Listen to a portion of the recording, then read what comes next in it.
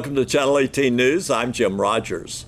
Luis Jorge Lavella, 32, of El Paso, told Hopkins County deputy that he had not been arrested in the past. It was found that once upon a time he had been arrested for a large drug possession by the U.S. Border Patrol, and he had a DWI in the past as well. Leyva had been stopped for 2 traffic violations at the Interstate 30 125 mile marker. When the officer asked permission to search the vehicle, he was denied consent to search the vehicle and its contents. A canine was deployed and performed an open-air sniff of the vehicle, resulting in a positive alert to the odor of illegal narcotics present in the vehicle. A probable cause search revealed a plastic bag containing 28 bundles of U.S. currency that had been doused with cologne to mask the odor of the illegal narcotics on the currency. The currency bundles were concealed within clothing in a black duffel bag within the trunk. An inventory of the car that was performed much later revealed a large amount of narcotics as well. Leyva faces a magistrate's hearing Friday regarding the narcotics charge. On Thursday, he was charged with money laundering and is held in Hopkins County Jail on a bond held for money laundering, more than $30,000 but less than $150,000. Douglas Intermediate School 2017-2018 was one of more than 400 campuses that achieved the MET standard rating in the 2018 State Accountability System. They also earned all distinction designations applicable to their individual school. Douglas had the potential to earn 6 TEA distinction designations, and the campus received all 6, including academic achievement in English language arts and reading, academic achievement in mathematics, academic achievement in science, top 25% comparative academic growth, top 25% closing performance gaps, and post-secondary readiness.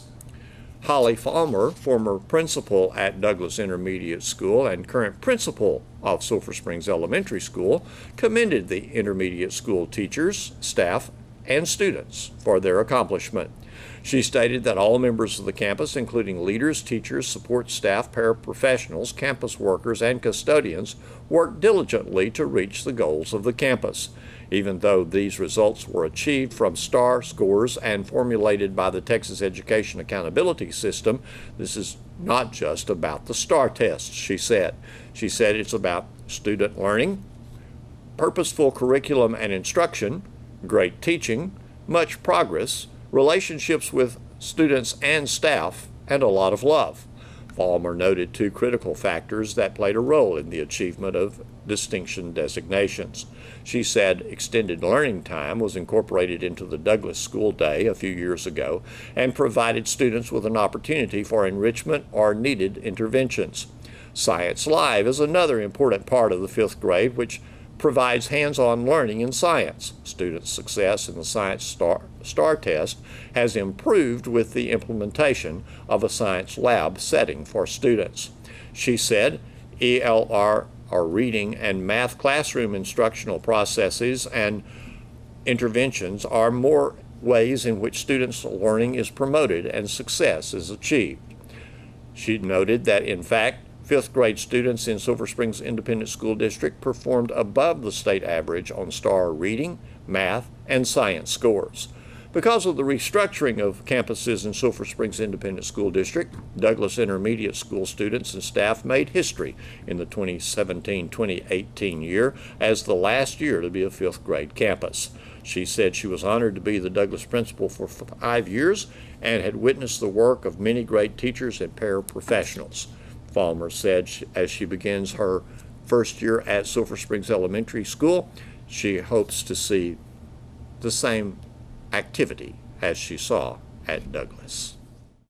It's time again for the Lone Star Heritage Quilt Guild's annual quilt show. This year, the Quilt Guild itself is celebrating 20 years, and this is their 19th annual quilt show, bringing people from all over Northeast Texas here to Sulphur Springs. Now, one of the features of this quilt show will be the Supper Quilt, which, as you can see, is like a mosaic representation of the Last Supper. It's all done in fabric squares, very tiny. Over 50,000 fabric squares make up this quilt, and you will meet meet its creator as well. The quilt show will be hung in the Rock, and it will be Friday, September 14th and Saturday, September 15th. Admission is just $5. Let's meet the quilt lady, Billy Ruth Stanbridge. It always delights me to put up this poster that Deanna Hastings, she always makes marvelous things for us. This lets people know that this guild has been here 20 years. I know, and I think one of the reasons that this is unusual is because when you think about it, we're a small town in relation to some of the other towns around us, and we've been one of the small towns who have consistently, throughout the years, no break, have had our quilt show every year. Now, this will be our 19th because we didn't do one the very first year. Well, then that makes sense. Yeah. So this is, you say we, you mean Lone Star Heritage Quilt Lone Guild. Star Heritage Quilt Guild. And have you been involved in it since day one? Since day one. Did you start it? No, I didn't Okay. start it. Okay. No, Elisa Brewer did.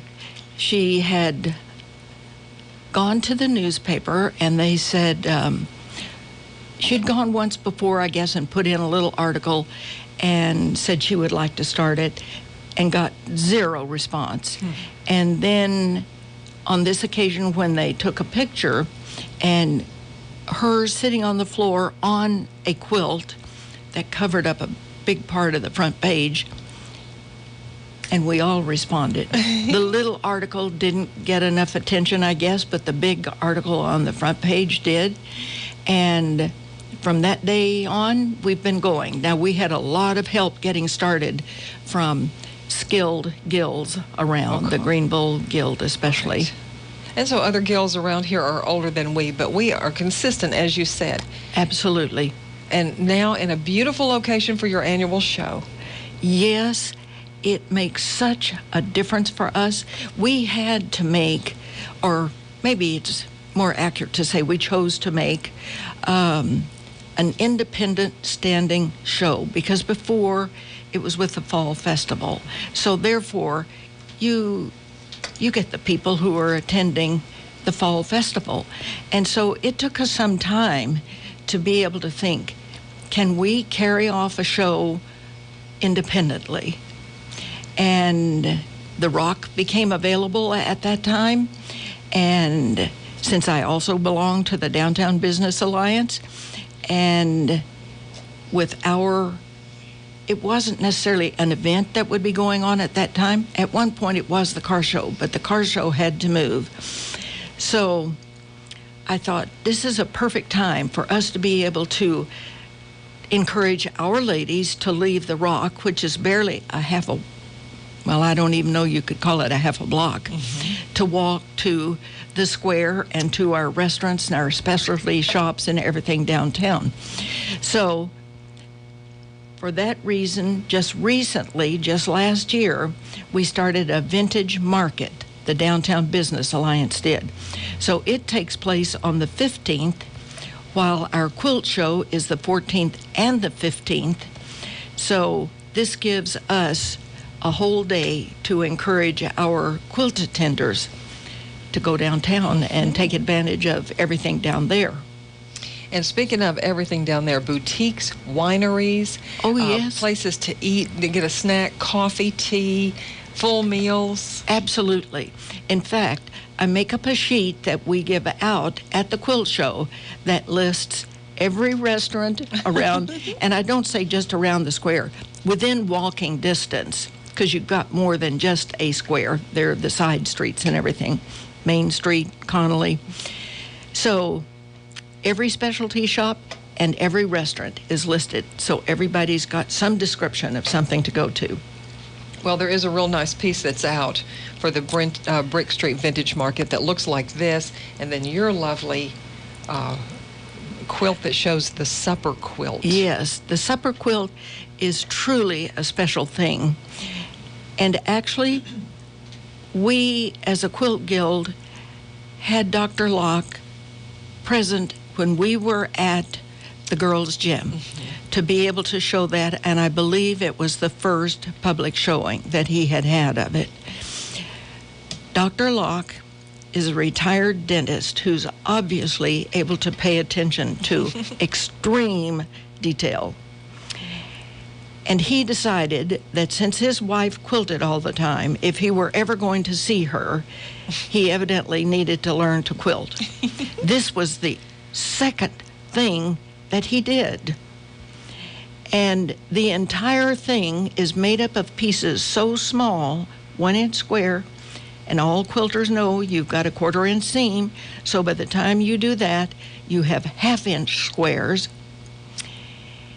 It is really, while it is quilted, it is not what we would call a quilt. It is more like something that would be used on a corporate basis, something that would be have a huge space for showing it, because you have to have some distance from it to really be able to appreciate it. So it's 183 inches wide, 67 inches long. It's like maybe the biggest tablecloth you've ever had. Oh, I mean, we're talking long, yes. It is really a masterpiece. It is the Last Supper depicted Right. in Yeah. fabric and quilting. This has traveled the world. Once he did that and it started, then obviously so many people who saw it, you would have requests from other people. So it's been in, I don't know how many countries, but it has traveled the world since we first showed him the first time. Over 51,000 squares of fabric. Yes. My Yes. goodness. Yeah. Well, he sets a high standard, and it will be at our show on display. Not only on display, he's going to be there. Okay. And he will be talking about it. People are welcome to come up and speak with him.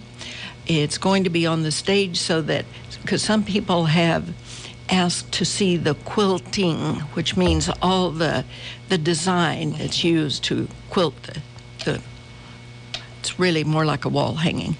And so on the stage at the Rock, people will be able to freely walk in back as well as in front, but to really appreciate it, you have to stand away. Okay, right. It's like a mosaic. It is. It is. Well, and speaking of quilting, and the piece that you have here that was done by Denise Givney, it is machine quilted. It's just beautiful. It has a lovely backing on it. You'll see all kinds of quilts now. Oh, yes. Heirloom, new. Absolutely. Art related. I mean, we're trying to expand the range of how the quilts might be made. Okay. So there's another part to this called a challenge. Challenge quilts done by the Felt family. Yes. Sharon has done this for 3 years, I believe. And this is for the Quilt Guild members only, okay. right? And this year,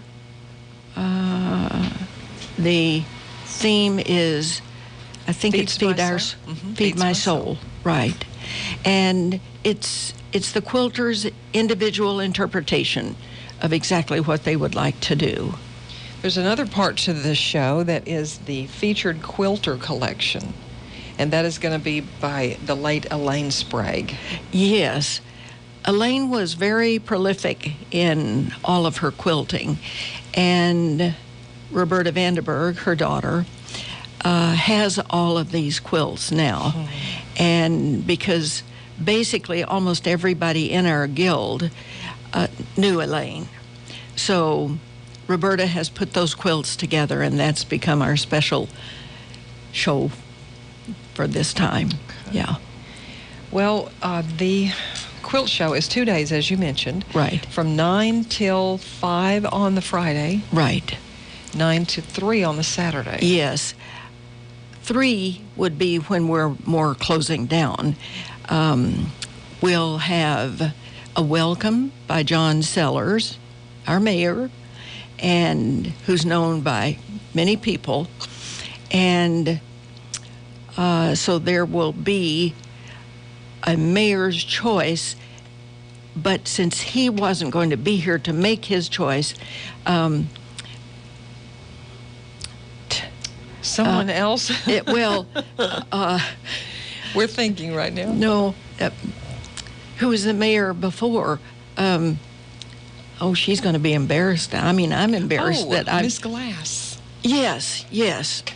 So, since she could be free, then John has asked her on Thursday to be able to come down and make a choice Yes. on his behalf. And so then John will be here on Saturday to make the welcome. Okay. Yes. Well, that's wonderful. And we do embrace the quilt show here in Sulphur Springs. We're so proud of it. People come from all over to see these absolutely. quilts. Absolutely. And they know it is a quality show. And I need to mention how important it is about our sponsors, because, a non-quilter would have no idea of the hours and the money put into making a quilt. And many of these sponsors I've been to year after year, and they continue to give. Alliance Bank, City National, Guarantee Bond, the Bookworm Box, Edward Jones, Plain and Fancy, Professional Land and Title, Sulphur Springs News Telegram, Town Square Antique Mall, Sulphur Springs Floral, East Texas Garage Doors, West Oaks Funeral Home, Performance Fire Equipment, Hopkins County Fire Extinguisher, The Shoe Inn, Mineola Needleworks, and Mahoney Oaks. Some of these are new, which we're very grateful for. Many have given for as long as I've gone around, and I know they probably think, here she is. But they've been wonderful about it. And, we're one of the few shows that actually give money for awards. Now, we have ribbons beyond that in recognizing various quilts, but it has to make a difference to quilters when they open that envelope and see how much money they've gotten. And the Lone Star Heritage Quilt Guild also supports local charities. Oh my gosh, I can't even begin to list And we all hardly of those. would have time to do so anyway. But please do know that. And it's only $5 to come see the show. Right, $5. And I can't help but think that everybody would be really rewarded for going. In fact, I'll also have a booth at the Vintage Market representing the Guild, so that on that day we can encourage people who are right downtown there for the Vintage Market and encourage them to go to the show. They might not have even known that it was going on. Absolutely. And this way we get to encourage from both sides. Okay. Thank you. I call you BR. Thank you, BR. And your other titles are Ms. Downtown and the Quilt Lady. Yes. The Quilt Lady's on my license plate, and that was for writing weekly articles for 3 years on quilting. And occasionally we might glimpse you in your upstairs balcony Oh, yes. waving to the folks on Main Street. Absolutely. I love being downtown. We can tell that you do. We will see you at the Quilt Show, and we'll be talking this up in the meantime, but September 14th and 15th, that's Friday, Saturday, at the Rock. Absolutely. And we'll have several drawings for some really nice items. Free drawings, don't have to pay or anything, and I think they'll be very interested in seeing what's there.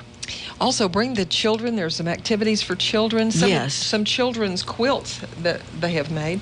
And it is free admission to children 12 and under. Yes. Thank and you, we Billy. certainly encourage children to come. Always. And we will see you at the Quilt Show. Thank you so much, Enola. Here's Don Julian with sports. Former University of Texas quarterback Todd Ford is in his third year as the head football coach at Lucas Lovejoy. The Wildcats will face the Leopards Friday night at Primm Stadium in a rematch of a by-district game played last November. This year, Lovejoy opened the season last Saturday with a 42-26 win over Frisco Heritage at the Tom Landry Classic in Allen. Coach Ford said he is excited about his kids this year. He called his team a blend of experience and younger players. He noted that the Leopards will be meeting the Wildcats Friday for the second time in their last 4 games. Coach Ford said Wildcats coach Greg Owens does a super job, and he added that the Leopards will have to play well to win on Friday. The Leopards are led by quarterback Carson Collins, a 3-year starter. Big running back Jahi Rainey has worked hard in the offseason, according to Coach Ford. The Leopards also returned 2 solid receivers, Bo Vanelli and Jake Terwilliger.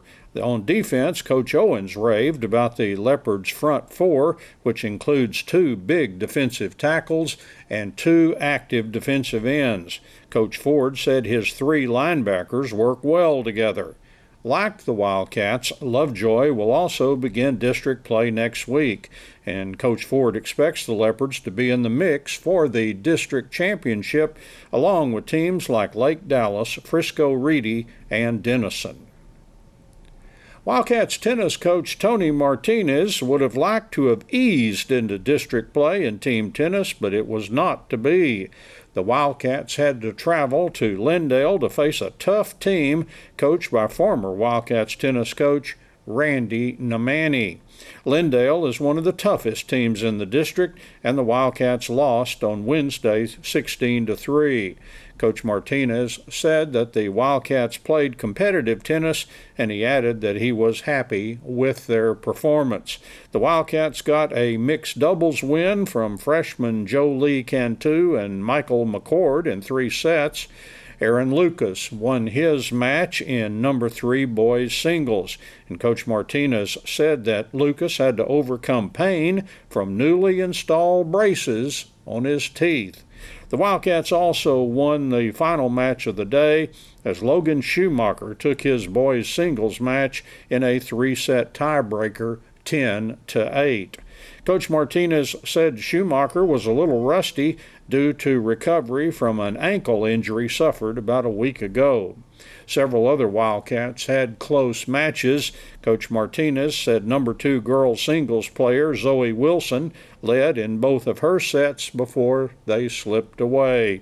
Coach Martinez is encouraging the public to turn out and watch Wildcats tennis next Tuesday at the Wildcat Tennis Center at 3:30 p.m. Greenville will be coming to town, and Coach Martinez called it perhaps the biggest match for him in his 5-year career as the head coach here. Both Greenville and the Wildcats are expected to battle for playoff seeding. Thanks for watching Channel 18 News. Have a great evening.